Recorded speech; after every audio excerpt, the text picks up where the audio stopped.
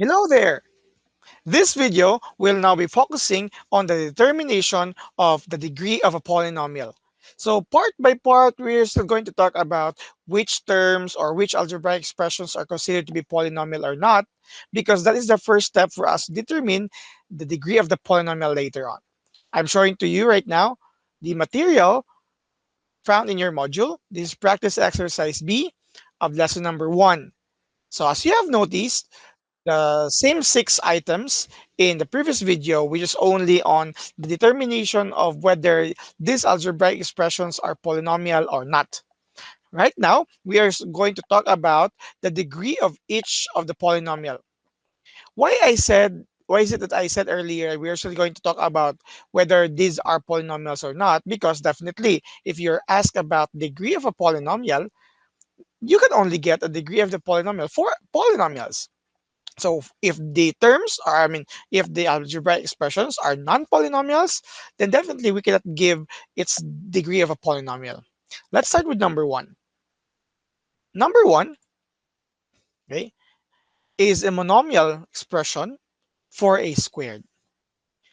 The literal coefficient of this number is a squared.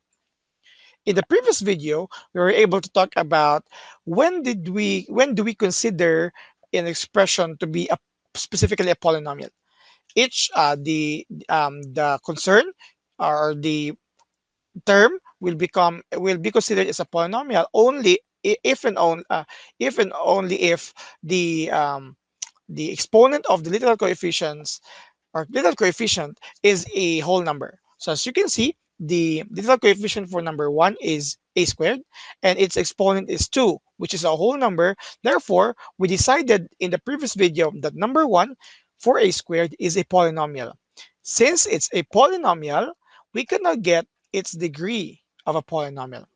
The degree of the polynomial will actually be patterned on the degree of a term. So we have two keywords here: degree of a term and degree of a polynomial.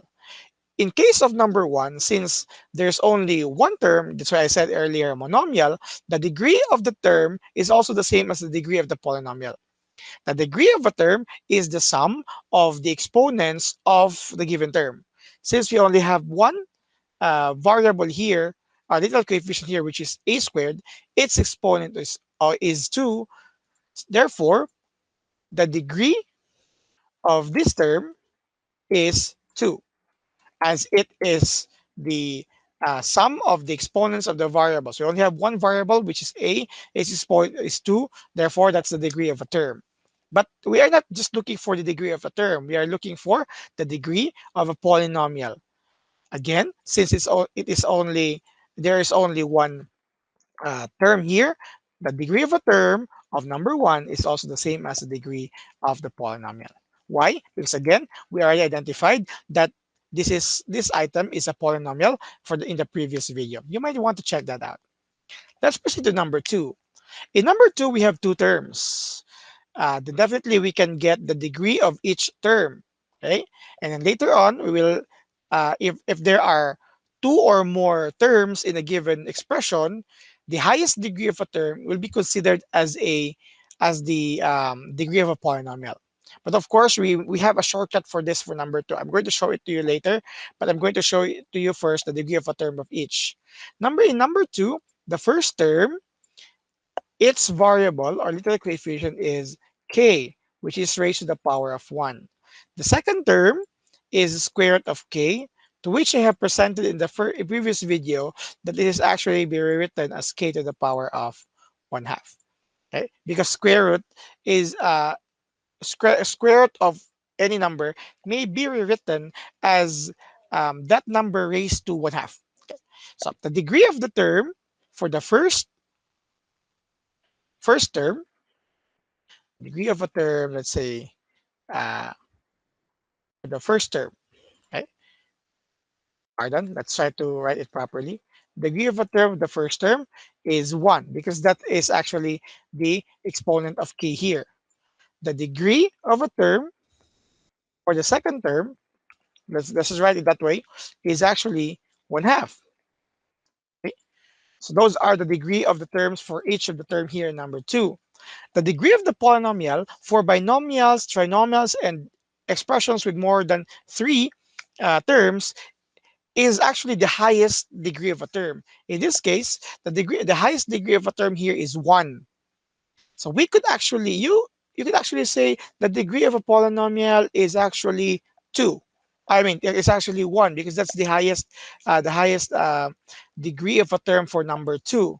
However, in the previous video, we have already considered number 2 as not a polynomial. Since it is not a polynomial, then definitely there is no way for us to determine the degree of this polynomial. In short, the degree of a polynomial number 2 cannot be determined because, again, in the first place, number 2 is not a polynomial. As to why I am showing the different degree of a terms here, this will be applicable for number 4 later. Let's continue with number 3. For number 3, we have only one term, right? We have one term.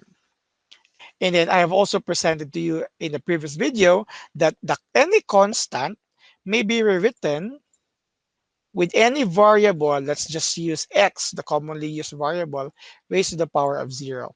Why?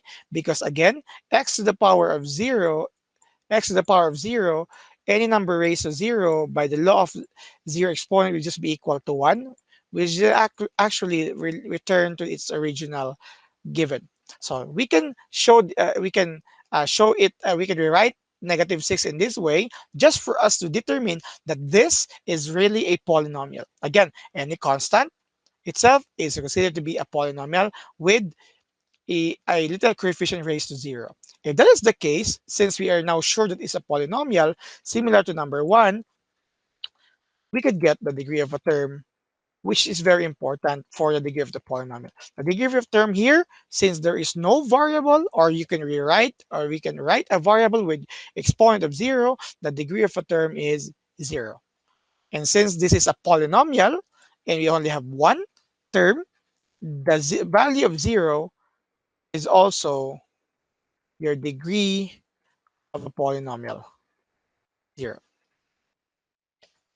That is the degree of the polynomial. Again, the answers here are actually colored green. The colored red figures are actually part of the process of determining the color green, which is actually our final answer.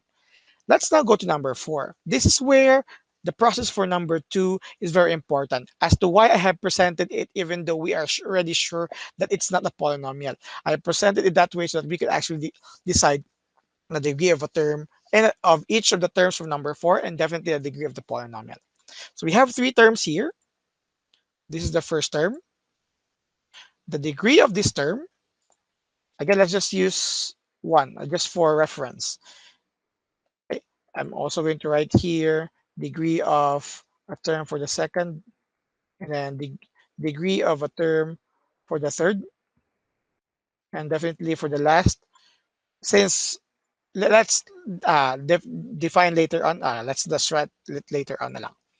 So the degree of the term for the first term, since its literal coefficient is only r, which is actually raised to the power of 1, the degree of a term for the first term is actually 1. For the second term, it's m, literal coefficient is m raised to another 1. Okay, therefore the degree of a term for the second term is also 1.